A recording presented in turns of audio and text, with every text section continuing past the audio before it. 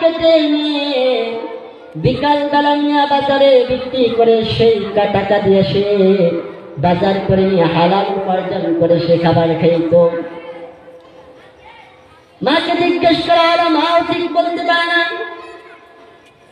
তারপরে যে সহধর্মিনী ছিলেন ওনাকে জিজ্ঞেস করা হলো, উনি বললেন, হুজুর, ওনার দৈনন্দিন একটা ব্যতিক্রম ধর্মী একটা আমল ছিল।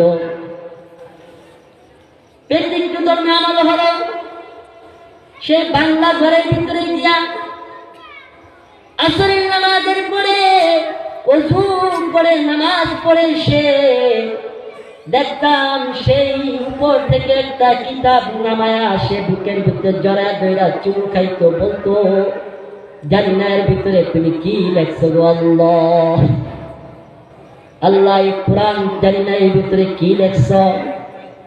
এই কোরআন পড়ার ক্ষমতা তো আমি রাখি না, কোরআনের ভিতরে তুমি কি উল্লেখ করেছ আমি তো বুঝি না। আল্লাহ কোরআনের মহাব্বতে আমাকে তুমি ইমানের সাথে মৃত্যু দিও, জামানার বড় বুজুর্গ দিয়ে আমার নামাজটাকে, জানাজার নামাজটাকে সম্পূর্ণ করায়। দোয়া কবুল হয়েছে নি বলে, দোয়া কবুল হয়েছে বিদায় আল্লাহ রাব্বুল আলামিন সেই জামানার সবচেয়ে বড় বুজুর্গ